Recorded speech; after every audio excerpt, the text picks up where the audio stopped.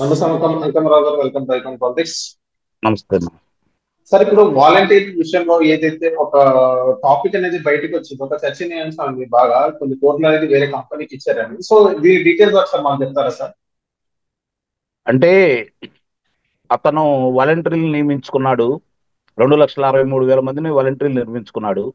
వాళ్ళు సమాజ సేవకులు, ఎలాంటి లాభాపేక్ష లేకుండా సమాజానికి సేవ చేయాలని చెప్పని వాళ్ళు వచ్చారు. అందుకే మేము నియమించాము. చూడండి, ఆంధ్ర రాష్ట్రం ముఖచిత్రం మారిపోబోతోంది. మామూలుగా అందరికీ వాళ్ళే అన్నం వండి పెట్టి మంచం మీద దిగనీయకుండా ముద్ద కూడా నోట్లో పెడతారు, ఎలాంటి ఇబ్బందులు ఉండవు అని చెప్పని ప్రచారం చేశారు. ఉమ్. నిజంగానే మామూలుగా ఎవరుకున్నారంటే మొట్టమొదట వాళ్ళు చెప్పినప్పుడు, తర్వాత వాళ్ళ ప్రభుత్వ ఉద్యోగులుగా గుర్తిస్తామంటే చాలా మంది సాంకేతిక పరిజ్ఞానంలో ఉత్తీర్ణులైన వాళ్ళు, మరి బిఏ ఎంఏలు చదువుకున్న వాళ్ళు కూడా కొంతమంది దాంట్లో చేరారని సంగతి మనకు తెలుస్తూనే ఉంది. ఇక్కడ వాళ్ళు మంచి చేశారా చెడు చేశారా అంటే దానికి ప్రతిఫలం వాళ్ళే అనుభవించారు. వాళ్ళు కూడా వాళ్ళకి ఇచ్చిన విధుల్లో అక్కడ ఉన్న లొసుగులన్నీ గుర్తించేసి ప్రభుత్వం ఏం చేస్తుందో, స్థానిక నేతలు ఏం చేస్తున్నారో, శాసనసభ్యులు ఏం చేస్తున్నారో, ఎంత దోచుకుంటున్నారో చూసిన తర్వాత మనం కూడా మన పరిధిలో మనం ఏం చేయాలో అన్నీ చేశారు వాళ్ళు. అందువల్లే ప్రభుత్వానికి వ్యతిరేకంగా ప్రజలు ఈ రోజు తీర్పు ఇవ్వడం కూడా జరిగింది. అవును. ఇక్కడ గమనించుకోవాల్సిన అంశం ఏంటంటే, కొత్తగా వచ్చిన అంటే వాళ్ళకి ప్రతి నెల 5,000 రూపాయలు, అంటే 2,63,000 మందికి 5,000 రూపాయలు ఉద్యోగం కింద, అంటే వాళ్ళకి వేతనం కింద 5,000 రూపాయలు, 200 అవును. రూపాయలు అదనంగా. ఆ 200 రూపాయలు ఎందుకంటే సాక్షి దినపత్రిక కొనడానికి 2 పేపర్లు ఒక్కొక్కళ్ళు గుర్తించుకోవాలి ఇక్కడ. అంటే వాళ్ళ వ్యాపార సమాజంలో లాభం రావాలి కదా, ప్రజల సొమ్ముతోటి.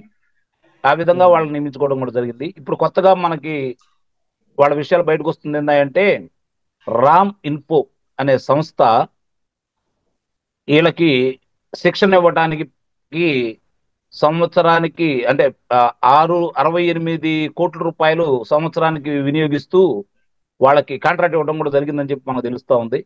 అంటే సంవత్సరానికి రెండు లక్షల గవర్నమెంట్ డెబ్బై తరఫున రెండు కోట్ల రూపాయలు రెండు సంవత్సరానికి. లక్షల 72 కోట్లు. Okay, okay. సంవత్సరానికి 68 కోట్లు. చివరి 4 అంటే మొత్తం 4 సంవత్సరాలే కాబట్టి 2,72 కోట్ల రూపాయలు వాళ్ళకి చెల్లించారని చెప్పని మనకి ఈ రోజు మనకు వస్తున్నటువంటి సమాచారం. ఉమ్. మరి ఒక 1,000 మందే ఒకసాట సమూహంగా కూడితే దాని గురించి చిలవల పొలవలుగా ప్రచారం చేస్తారు, విస్తృతమైన ప్రచారం చేస్తారు.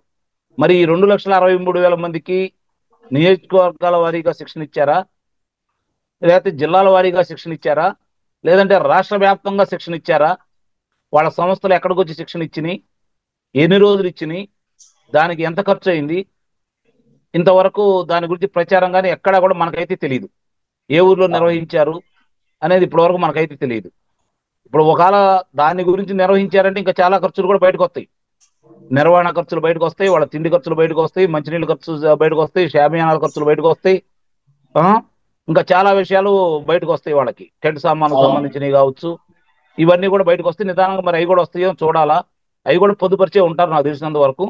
ప్రస్తుతానికి అయితే ఉమ్. ఇలా శిక్షణ ఇచ్చారని చెప్పని 2,72,000 కోట్ల రూపాయలు వాళ్ళకి ఇచ్చారని చెప్పని ఈరోజు మనకి సాక్ష్యాధారాలతో సహా బయటకు వచ్చినాయి. కాబట్టి దీని మీద ఇప్పుడు ఈ ప్రభుత్వం తక్షణం ఎలాంటి ఆలస్యం లేకుండా వేగవంతంగా విచారణ జరిపి ఎంత వాళ్ళకి ముట్టింది, దీనివల్ల ఎంత ఎవరికి ఇచ్చారు వాళ్ళని కూడా విచారించేసి వాళ్ళ సంస్థ అసలు ఎక్కడ ఉంది, వాళ్ళకున్న ఉమ్. సిబ్బంది ఏంటి, ఆ సిబ్బంది యొక్క పనితీరు ఏంటి, వాళ్ళకంత సామర్థ్యం ఉందా లేదా, దీని మీద కూడా దృష్టి పెట్టేసి ప్రజలకు తెలియజెప్పాల్సిన బాధ్యత అయితే నిస్సందేహంగా ఈ కూటమి ప్రభుత్వం మీద ఉంది. రోజుకో కుంభకోణం వస్తుంది కాబట్టి వాళ్ళకి ఇబ్బందులైనా కూడా ముఖ్యంగా దీని మీద వాళ్ళు ఏదో చెప్పారు కదా, ఇంకేముంది, భూమి కుంగిపోయిద్ది, ఉమ్. బద్దలైపోయిద్ది, వాలంటరీ వ్యవస్థ అంటూ లేకపోతే ప్రభుత్వం ఏ విధంగా పనిచేస్తుంది అని చెప్పని నానా యాగి చేశారు. వాళ్ళు లేకుండా కూడా 1వ తారీఖు 2వ తారీఖుల నాటికి అందరికీ వాళ్ళకి ఇచ్చే సామాజిక భద్రతా పింఛన్లు అందుతా ఉన్నాయి. మరి సార్, అందరికి కానీ కూడా వీళ్ళందరూ ఉద్యోగస్తులకు కూడా. డైవర్షన్ పాలిటిక్స్ అని అంటున్నారు. వైఎస్ఆర్సీపీలో డైవర్షన్ పాలిటిక్స్ ఏదో ఒక తెర మీదకి తీసుకొస్తున్నారని అంటున్నారు. అవును, ఇప్పుడు జరుగుతున్న విషయాలన్నీ చూసుకుంటా ఉంటే ఒకేమో తెలుగుదేశం పార్టీ కేంద్ర కార్యాలయం మీద దాడి సంఘటనలో అది ఉధృతంగా జరుగుతూ ఉంది. అలాగే మద్యం కుంభకోణంలో జరుగుతూ ఉంది. కాబట్టి ఈ విషయాలన్నీ బయటకు వస్తూ ఉన్నాయి. ఈ బయటకు వచ్చే క్రమంలో అతని మీదే ఈ రోజు అందరి దృష్టి ఉంది. కాబట్టి ఎందుకంటే 5 సంవత్సరాల్లో ఆంధ్ర రాష్ట్రంలో ఏం జరిగినా, ఏం చేయాలన్నా, ఏ వ్యాపారం చేయాలన్నా, ఏ దోపిడీ చేసుకోవాలన్నా కూడా జగన్మోహన్ రెడ్డికి తెలియకుండా జరగలేదనేది వాస్తవం.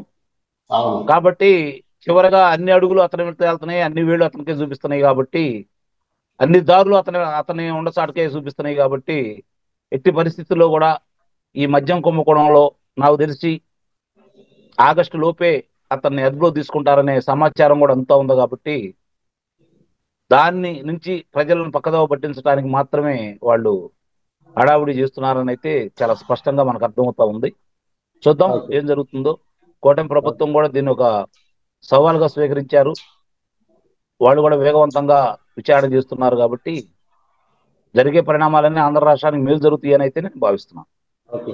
సో థ్యాంక్ యూ సార్ మైకాన్ పాలిటిక్స్ వచ్చినందుకు.